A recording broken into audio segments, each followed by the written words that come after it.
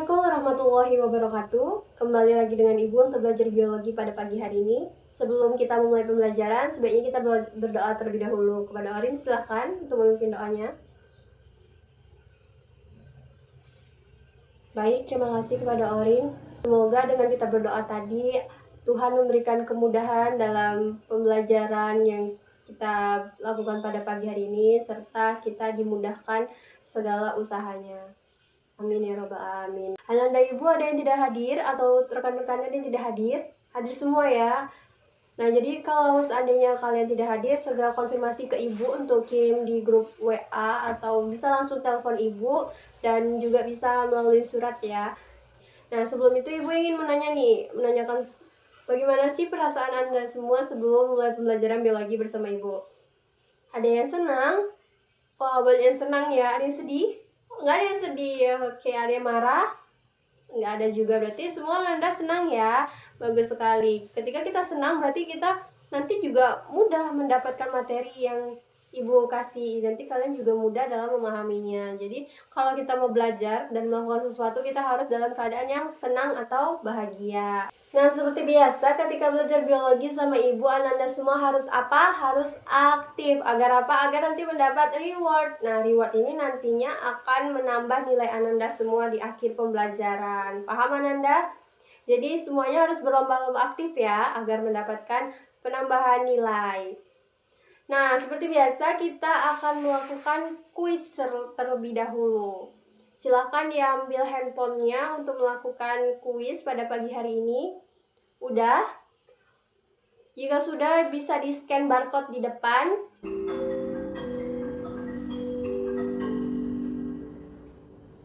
Ternyata dari hasil post-test tadi udah kita lihat sama-sama bahwasannya Ananda nih masih banyak yang belum paham terkait yang nomor 9 ya. Yang nomor 9 itu ada proses yang terjadi pada reaksi terang itu ditunjukkan pada nomor berapa. Nah, ini pada terkecoh ya, jadi banyak yang belum paham. Jadi Ananda semua, untuk jawaban yang benar itu adalah 1, 2, dan 4. Mengapa demikian? Karena reaksi terang itu dia terjadi di mana? Di tilakoid atau di grana. Nantinya pada grana itu dia akan terjadi namanya fotolisis air. Nah, fotolisis air ini dia mengubah air dengan bantuan cahaya. Kemudian hasilnya itu menjadi ATP, NADPH, dan juga oksigen. Jadi jawabannya benar itu A ya. Ada yang masih ingat pelajaran minggu lalu itu apa? Iya Pria? Ya betul sekali, katabolisme. Nah, minggu lalu kan kita sudah belajar katabolisme nih. Nah, pada pertemuan kali ini kita akan belajar materi anabolisme. Dari gambar yang Ibu tampilkan, ada yang bisa mengaitkan dari kedua gambar itu? Yang ada silakan angkat tangannya. Iya Risa, silakan. Betul sekali ya yang disampaikan oleh Risa. Beri aplaus dulu untuk Risa. Yang mana katabolisme ini merupakan penguraian molekul kompleks menjadi sederhana untuk menghasilkan energi. Nah, jadi bisa kita lihat batu bata yang utuh dipecahkan itu merupakan gambaran dari katabolisme. Kemudian untuk anabolisme dia kan merupakan pembentukan senyawa sederhana menjadi kompleks untuk menghasilkan energi. Nah, contohnya atau gambarannya itu seperti batu bata yang disusun kembali. Nantinya hasil dari katabolisme ini tuh berhubungan atau dia mendukung untuk proses anabolisme, sehingga katabolisme dan anabolisme ini saling berkaitan. Dari gambar yang Ibu tampilkan ini, ada yang bisa menjelaskan atau ada yang tahu nih kenapa tumbuhan itu dapat tumbuh subur walaupun dia tidak makan, dan kemudian kenapa hutan itu disebut dengan paru-paru dunia? Ada yang tahu? Silakan angkat tangannya. Iya Melin. Nah, betul sekali ya apa yang disampaikan Melin, bahwasannya walaupun tanaman itu tidak makan, tetapi dia dapat melakukan pembuatan makanannya sendiri atau disebut dengan fotosintesis daun. Kemudian kenapa hutan itu disebut paru-paru dunia? Bahwasannya hutan ini kan kumpulan dari pohon-pohon. Nah, pohon ini atau tumbuhan ini dia tuh kan melakukan fotosintesis. Dari fotosintesisnya ini tadi dia tuh menghasilkan oksigen. Nah, oksigen ini dapat digunakan oleh manusia dan juga dia dapat menjaga keseimbangan udara. Hal ini menyebabkan bahwasannya hutan itu disebut dengan paru-paru dunia. Sebelum kita memasuki materi, ada beberapa tujuan pembelajaran yang harus kita capai. Silakan ya Mima bacakan tujuan pembelajaran yang di depan. Peserta didik dapat membuktikan oksigen sebagai salah satu hasil fotosintesis. Kemudian peserta didik dapat mengetahui faktor-faktor yang mempengaruhi proses fotosintesis. Terima kasih ya Mima. Nah, dari gambar yang Ibu tampilkan di depan, ada yang bisa memberikan penjelasan terkait dengan materi pembelajaran kita kali ini? Iya, silakan Zahya. Zahya mau jawab yang nomor berapa? Yang gambar sebelah mana? Sebelah yang di dalam pot ya. Oke, silakan. Apa jawabannya? Berdasarkan gambar yang pertama, itu ada tanaman yang bisa kita lihat dia terkena matahari dan tidak terkena matahari. Nah, bagi tanaman yang terkena matahari, dia akan tumbuh subur dan daunnya itu berwarna hijau. Sedangkan tanaman yang tidak terkena matahari, dia akan kekuningan. Ya, betul sekali ya yang disampaikan oleh selanjutnya untuk gambar yang di sampingnya itu ada yang bisa menjelaskan atau memberikan pendapat terkait gambar itu. Iya, Hikmah, silahkan. Nah, dari gambar tersebut bisa kita lihat bahwasannya gambaran di atas itu dia layu karena tidak disiram. Kemudian yang bawah itu dia tetap segar ketika disiram oleh air. Oke, ya betul sekali. Dari keduanya itu ada yang bisa menghubungkan lagi. Iya, Orin, silahkan. Nah, dari keempat gambar itu diketahui bahwasanya ketika tanaman itu tidak terkena cahaya, maka dia akan berwarna kekuningan daunnya. Sebaliknya, ketika dia terkena cahaya, maka daunnya itu akan tetap tumbuh dengan segar berwarna hijau. Kemudian, untuk tanaman yang layu dan tidak layu itu berarti tanaman itu membutuhkan air untuk hidupnya. Ketika dia tidak diberikan air, maka tanaman itu akan layu. Nah, pernah tidak Ananda semua ketika di luar ruangan gitu kan, duduk di bawah pohon atau duduk di bawah pohon itu udaranya lebih sejuk, lebih dingin. Ada yang pernah merasakan tidak? Oh, pernah ya. Kenapa itu terjadi? Ada yang bisa menjawab? Iya, Anissa, kenapa? Ya, betul sekali. Bahwasanya udara di bawah pohon itu dapat menjadi dingin itu karena dari proses fotosintesis yang menghasilkan oksigen, sehingga udara di sekitar sekeliling pohon itu menjadi lebih dingin. Dan juga ada namanya proses transpirasi daun, yang mana nanti air itu menguap ke udara. Hal itu menyebabkan udara di sekitar daun itu di sekitar pohon itu menjadi lebih dingin atau sejuk. Bisa menjelaskan tentang gambar di depan? Tidak ada, Ibu tunjuk ya, silakan Orin. Jadi dari gambar tersebut tuh kita dapat mengetahui bahwasannya anabolisme itu merupakan proses pembentukan molekul yang lebih kompleks dari molekul sederhana dan juga bantuan energi atau dengan cahaya matahari, sehingga dia nantinya membentuk molekul kompleks. Nah, betul sekali ya, yang mana anabolisme ini merupakan bagian dari metabolisme atau biasanya itu disebut dengan proses biosintesis, yaitu pembentukan molekul sederhana menjadi kompleks dengan bantuan energi. Yang mana anabolisme ini tuh dia tidak menghasilkan energi, tetapi dia itu membutuhkan energi untuk membentuk molekul kompleks tersebut. Adapun peristiwa yang terjadi pada proses anabolisme itu salah satunya adalah fotosintesis. Betul sekali, salah satunya adalah fotosintesis. Ada yang tahu apa itu fotosintesis? Ya, silakan Fitri, apa itu fotosintesis? Ya, betul sekali yang disampaikan oleh Fitri, bahwasannya fotosintesis ini terjadi pada tumbuhan yang mana dia itu mengubah energi cahaya untuk menjadi atau membentuk glukosa. Nah, yang mana pada fotosintesis ini nantinya dia akan menghasilkan senyawa berkarbon 3 yang menjadi bahan dasar dalam proses biosintesis seperti karbohidrat, lipid, dan juga protein. Faktor-faktor yang mempengaruhi proses fotosintesis ada berapa? Ada 5, betul sekali. Yang pertama ada suhu, karbon dioksida, cahaya, klorofil, dan juga udara. Nah, dari kelima faktor ini, apabila salah satunya itu tidak memenuhi, itu dia akan memperhambat yang namanya proses fotosintesis pada tumbuhan. Selanjutnya itu ada reaksi yang terjadi pada proses fotosintesis. Ada berapa, Hikmah? Ya, ada 2, yaitu reaksi terang dan juga reaksi gelap. Ada yang masih ingat reaksi terang itu terjadi di mana?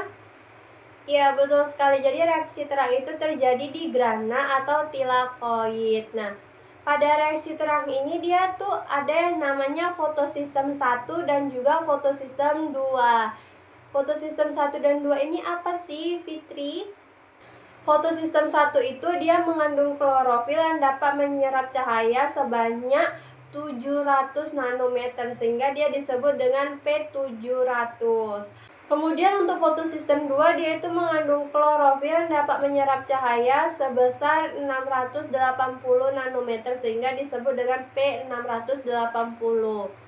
Nah, aliran elektron yang melibatkan kedua dari fotosistem tadi itu akan menghasilkan ATP dan juga NADPH atau disebut dengan aliran elektron non-siklik. Sedangkan aliran elektron yang melibatkan satu fotosistem aja yaitu yang pada P700 itu dia akan menghasilkan ATP dan juga NADPH.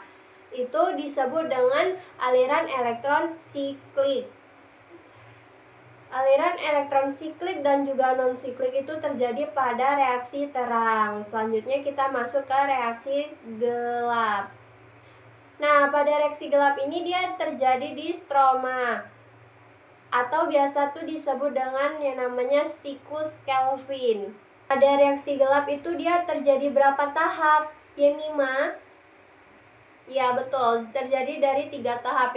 Yang pertama fiksasi karbon, reduksi, dan juga regenerasi.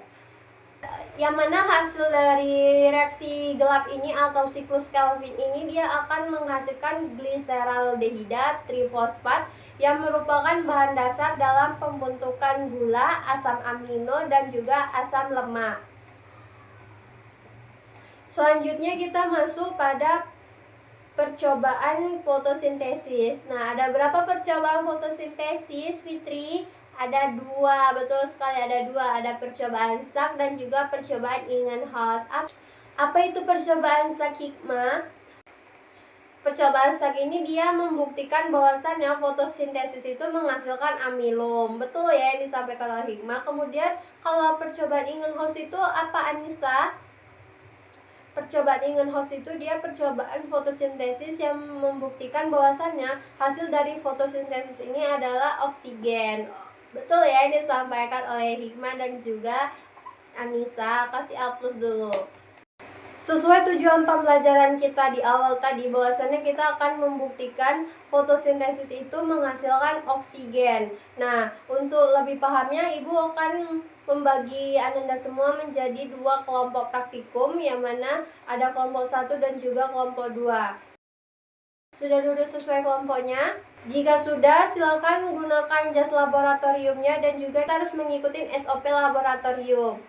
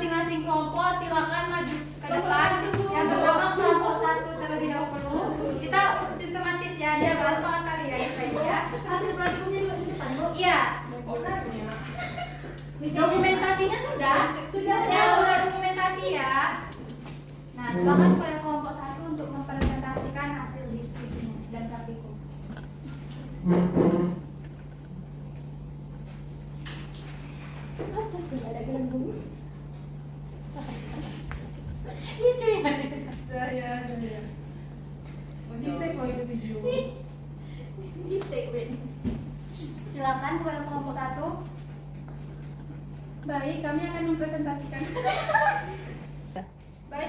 mempresentasikan hasil praktikum dari kelompok kami. Yang pertama, yang botol diberikan Tabung diberikan soda kue yang mengandung sodium bikarbonat. Yang kedua itu tabung dengan tidak diberikan sodium bikarbonat dan dengan menggunakan air di suhu normal. Yang kedua tabung yang ketiga tabung yang menggunakan air dingin yang baru keluar dari kulkas atau air es. Baik, di sini kami akan melanjutkan tabel pengamatan mengenai jumlah gelembung yang ada pada percobaan pada hari ini, yang dimana pada tabung A itu di menit ke 5 menit itu berjumlah 17 gelembung, dan yang di B berjumlah 5 gelembung, dan yang di C berjumlah 0. Dan pada menit ke 10 itu 24 gelembung di tabung A, dan di tabung B berjumlah 9, dan di tabung C berjumlah 2. Dan pada menit ke-15 itu berjumlah 28 pada tabung A, pada tabung B berjumlah 10, pada tabung C berjumlah 3. Dan selanjutnya pada menit ke-20 itu berjumlah 33, dan pada tabung B berjumlah 12, dan pada tabung C berjumlah 5. Nah, jadi dapat disimpulkan bahwasanya yang memiliki banyak gelembung terdapat pada tabung A yang dicampurkan dengan Kedua yang di suhu normal, dan yang ketiga di suhu rendah atau dingin. Jadi itu hasil dari kelompok 1. Untuk kelompok 2 bagaimana? Apakah ada yang berbeda? Silakan Bunda. Ibu, sebagaimana penuntun yang Ibu sampaikan tadi bahwasanya tabung A itu berisikan air biasa, tabung B baking soda, dan tabung C itu air dingin Bu, air es. Nah, kelompok 2 itu melakukan dengan tidak sistematis, dan juga alat yang digunakan itu bukan tabung tapi beber gas. baik. Terima kasih banyak kelompok 2. Terima kasih kelompok 1. Nah, itu tadi terkait alat dan bahan. Kalau jumlah gelembungnya gimana? Sama atau berbeda? Beda. Kelompok 2 yang mana yang paling banyak? Kelompok Yang B, Bu, tabung B. Tabung yang air, Tapi soda gelas B.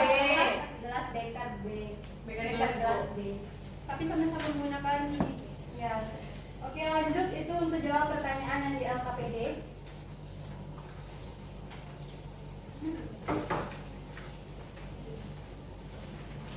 Berdasarkan hasil pengamatan yang telah kami lakukan, jelaskan apa yang dimaksud dengan fotosintesis dan tuliskan reaksinya.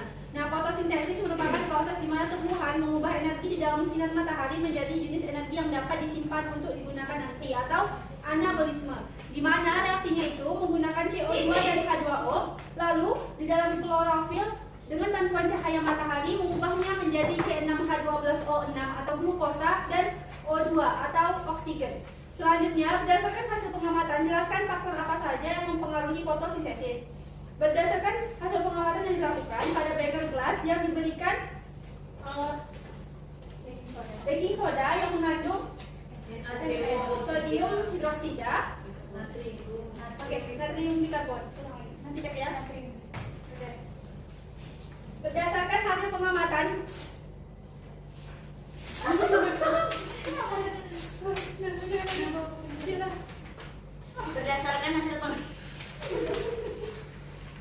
Berdasarkan hasil pengamatan, jelaskan faktor apa saja yang mempengaruhi fotosintesis. Nah, berdasarkan hasil pengamatan, beberapa faktor yang mempengaruhi fotosintesis itu ada cahaya yang berasal dari cahaya flash HP, kemudian karbon dioksida yang berasal dari natrium bikarbonat yang dari soda kue, kemudian ada air, dan juga suhu yang digunakan pada suhu dingin. Kemudian berdasarkan hasil pengamatan, tabung manakah yang menghasilkan banyak gelembung udara? Mengapa hal tersebut bisa terjadi? Seperti yang kami jelaskan, urutannya itu yang pertama yang soda kue, kemudian air biasa, dan juga air dingin. Nah, kenapa yang soda kue ini lebih banyak? Karena dia mengandung natrium bikarbonat yang mengandung banyak karbon dioksida sebagai bahan baku untuk proses pembuatan fotosintesis. Makanya dia lebih banyak daripada yang lainnya. Nah, itu pendapat dari kelompok 1. Untuk kelompok 2 bagaimana pendapatnya? Silakan dikemukakan. Sama Bu, untuk Sama. yang banyak di lautan yang ada baking soda. Karena apa? Karena dia mengandung ion bikarbonat. Oke, lanjut pertanyaan selanjutnya, silakan. Berdasarkan hasil pengamatan, tabung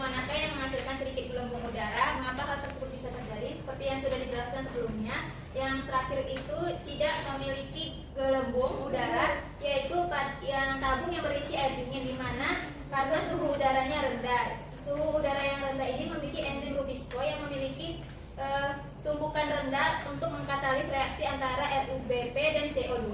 Sama? Sama, Bu. Jadi Ananda, apabila suhunya itu lebih rendah, itu maka dia akan memperlambat proses fotosintesis dari tumbuhan tersebut. Nah, lanjut. Jelaskan apa tujuan dari penggunaan senyawa NaHCO3 itu untuk memasok CO2 ke tanaman, mempercepat reaksi fotosintesis. Semakin banyak CO2 maka laju fotosintesisnya akan meningkat, sehingga makanya pada di tabung NaHCO3 itu memiliki gelembung yang paling banyak. Lanjut. Bagaimana pengaruh cahaya dalam pengamatan fotosintesis terhadap jumlah gelembung oksigen yang dihasilkan oleh tanaman? Semakin tinggi intensitas cahaya, maka semakin banyak gelembung udara yang dihasilkan tanaman. Hal ini karena intensitas cahaya yang tinggi dapat meningkatkan laju fotosintesis tanaman. Pertanyaan selanjutnya, Udah habis pertanyaannya? Udah, Bu. Udah, oke. Selanjutnya, silakan duduk kepada kelompok 1. Terima kasih ya. Terus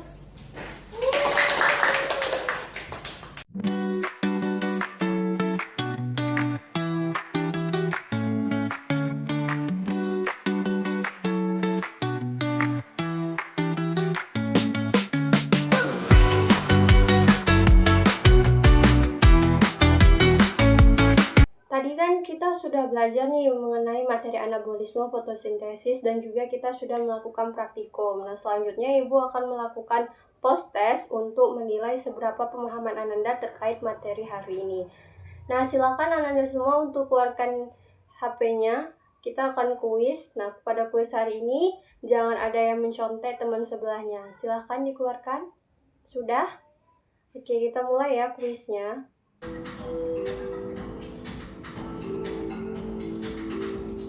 kalau seandainya masih terkendala oleh jaringan, silakan ditulis di kertas saja jawabannya.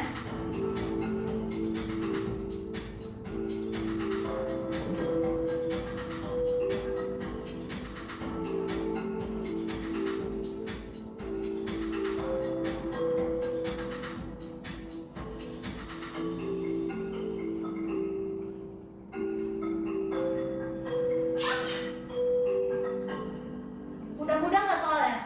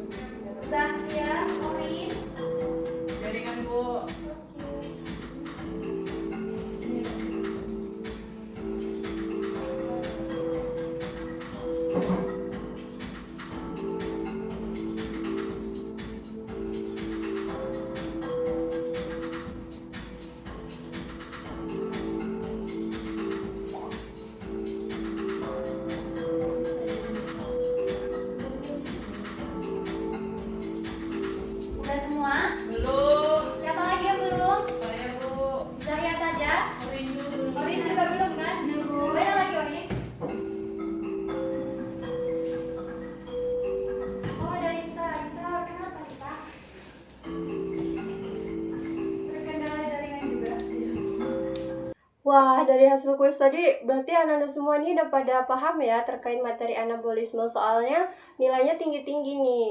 Oke, sesuai yang tadi Ibu udah jelaskan bahwasanya ketika belajar biologi itu harus aktif. Nah, Ibu sudah menuliskan nama-nama peserta didik yang aktif pada pembelajaran biologi pada pagi hari ini.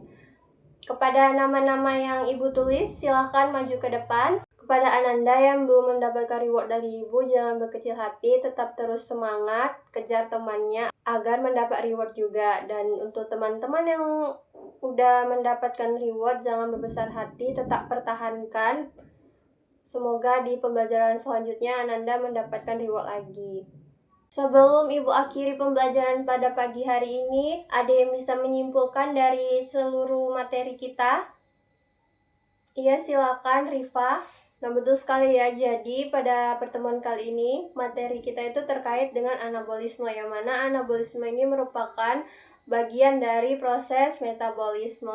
Anabolisme itu adalah pembentukan molekul sederhana menjadi kompleks dengan bantuan energi atau energi cahaya matahari. Nah, salah satunya contohnya itu yang dapat kita ketahui adalah fotosintesis. Nah, fotosintesis ini terjadi pada tumbuhan, yang mana hasil dari fotosintesis ini dapat kita rasakan yaitu oksigen. Sesuai yang kita praktikumkan tadi, kita sudah membuktikan bahwasanya hasil dari fotosintesis itu menghasilkan oksigen. Oke. Untuk pertemuan minggu depan itu kita mempelajari terkait metabolisme lemak dan protein, yang mana nanti akan Ibu share terkait praktikum atau alat dan bahannya. Dan untuk Ananda semua silakan belajar di rumah agar nanti pretest maupun post-testnya itu nilainya bagus. Baik, kepada Orin, silakan pimpin doa sebelum kita akhiri pembelajaran hari ini. Makasih ya Orin. Ibu akhiri. Wabillahi taufiq wal hidayah. Wassalamualaikum warahmatullahi wabarakatuh.